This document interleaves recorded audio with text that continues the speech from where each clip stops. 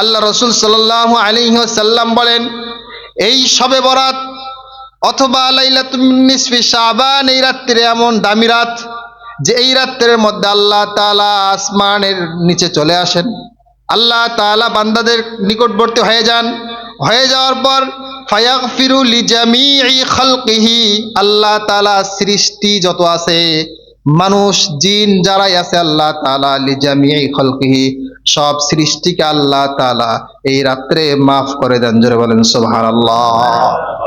আল্লাহ তাআলা এই রাত্রের মধ্যে বান্দাদের কাছে এসে আল্লাহ তাআলা বান্দাদেরকে মাফ করে দেন।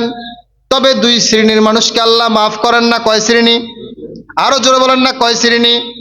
আল্লাহ রসুল সাল্লাল্লাহু আলাইহি ওয়াসাল্লাম বললেন যে আল্লাহ তাআলা সব মানুষকে মাফ করেন, কিন্তু দুই শ্রেণীর মানুষকে মাফ করেন না। আপনি এবার আপনার দিকে তাকাবেন যে আমার মধ্যে দুই শ্রেণীর কোনো একটা আছে কিনা। যদি আমার মধ্যে কোনো একটা থাকে, আমি মাফ পাবো না। এক নম্বর হলো ইল্লা লি মুশরিক, যে ব্যক্তি শিরিক করবে আল্লাহর সঙ্গে, এই ব্যক্তি ওই রাত্রেও মাফ পাবে না। আপনি দেখেন আপনার আমার ভিতরে শিরিক আছে না নাই? অনেক কথার ক্ষেত্রে, অনেক কাজের ক্ষেত্রে আমাদের শিরিক চলে আসে। শিরিক করা যাবে না। আল্লাহ তাআলা বলেন, ইন্নাল্লাহা লা ইয়াগফিরু আন ইউশরাকা বিহি ওয়া ইয়াগফিরু মা দুনা যালিকা লিমান ইয়াশা।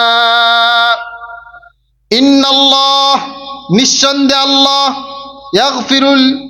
ইন্নাল্লাহ লা ইয়াগফিরু আন ইউশরাক, আল্লাহ তাআলা ওই ব্যক্তিকে ক্ষমা করবেন না যে শিরিক করবে। ওয়া ইয়াগফির, আল্লাহ মাফ করে দিবেন মা দুনা যালিকা লিমান ইয়াশা, এই শিরিক ছাড়া যা কিছু আছে সব গুনাহ সম্পর্কে আল্লাহ তাআলা মাফ করবেন। একটা গুনাহ যেটা হলো শিরিক, আল্লাহ তাআলা মাফ করবেন না। আল্লাহ রাসূল সাল্লাল্লাহু আলাইহি সাল্লাম বর্ণনা করে বলতেছেন, হে উম্মতেরা শুনে রাখো, শবে বরাত যে রাত্রিটা আছে, এই রাত্রে আল্লাহ তাআলা সব মানুষকে মাফ করতে পারেন, দুই শ্রেণীর মানুষকে মাফ করবেন না। এক নম্বর যারা শিরিক করে, এই জন্য যারা হিন্দু ভাই আছে, খ্রিস্টান বৌদ্ধরা আছে, তারা মাফ পাবে। কথা বলেন, মাফ পাবে। কারণ হলো তারা শিরিক করে। দুই নম্বর আও মুশাহিন, মুশাহিন বলা হয় বিদ্বেষ পোষণকারী। কি পোষণকারী? বিদ্বেষ পোষণকারী। এক ভাই আর এক ভাইয়ের সঙ্গে বিদ্বেষ করে, এক ভাই আর এক ভাইকে দেখতে পারে না, একজন আরেকজনকে দেখতে পারে না। এরকম লোক সমাজে আছে না নাই? আরো জোরে বলেন, আছে না নাই?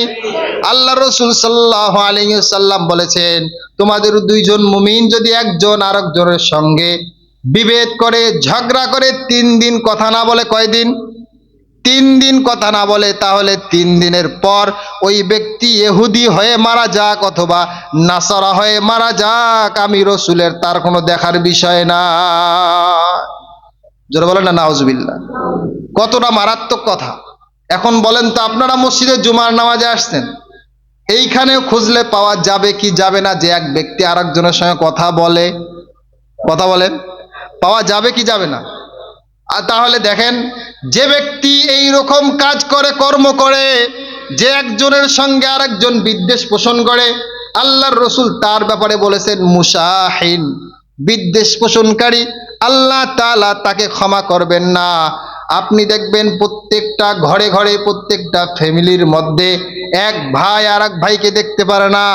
এক ভাইয়ের সঙ্গে একদিন ঝগড়া লেগেছে, একদিন 2 দিন নয়, 1 বছর 2 বছর নয়। অনেক ভাই এমন আছে, ছোটতে কথা বন্ধ হয়েছে, বিয়ার সময় কথা বন্ধ হয়েছিল, মরণের সময় জানাজায় এসে আলগা পিরিত দেখায় লোক আছে না নাই? আরো জোরে বলেন, আছে না নাই? তাহলে যে ব্যক্তি বিদ্বেষ পোষণ করে, এক ভাই আর এক ভাইয়ের সঙ্গে কথা বলল না, আল্লাহ রসুল কি বললেন?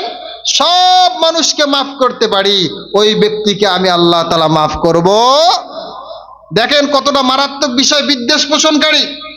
এক ভাইয়ের প্রতি আর এক ভাইয়ের রাগ কতটা মারাত্মকপূর্ণ, যে আল্লাহ তাআলা শিরিকের কথা বললেন, শিরিকের পাশাপাশি যে বিষয়টা নিয়ে আসলেন, আল্লাহ বলেন নাই খুন খারাপির কথাও বলেন নাই, আল্লাহ তাআলা মদ জুয়ার কথা বলেন নাই, আল্লাহ তাআলা এই যে এক ভাইয়ের সঙ্গে আর এক ভাইয়ের বিদ্বেষ যে বিষয়টা আছে, এই বিষয়টাকে আল্লাহ সামনে নিয়ে আসলেন। তাহলে এই বিষয়টা হালকা না ভারী? আরো জোরে বলেন, হালকা না ভারী? আমাদের সমাজে এই বিষয়টা হালকা হয়েছে না ভারী হয়ে গেছে? হালকা হয়ে গেছে। এই জন্য তো এক ভাই আরেক ভাইয়ের সঙ্গে কথা হইলেই চায়ের দোকানে ঝগড়া হয়েছে, এর প্রেক্ষিতে দিনের পর দিন কথা নাই।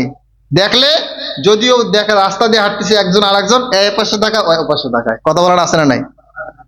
ঘটনাক্রমে যদি এক কাতারে কোনোদিন পরেও যায় যে পেছনে ওই ব্যক্তি দাঁড়াইছে, সামনে যে ব্যক্তি দাঁড়িয়েছে তার সঙ্গে তার কথা নাই, ফাঁকা আছে, কিন্তু ওই ব্যক্তি আর এক পাশে তাকায় থাকে, সবাই বলতে যাও তার সামনে তাকায়, কথা বলেন হয় কি হয় না? তাহলে রসুলের হাদিস অনুযায়ী আপনি মাপ পাবেন না মাপ পাবেন না? আপনারাই বলেন, কথা বলেন না। মাপ পাওয়া যাবে না। আমাদের সমাজে খুব বেশি আছে, একদিন একটু ঝগড়া ফাসাদ হইলে ওর সঙ্গে যে কি একটা অবস্থা তৈরি হয়ে যায়, সুবহানাল্লাহি ওয়া বিহামদিহি। এই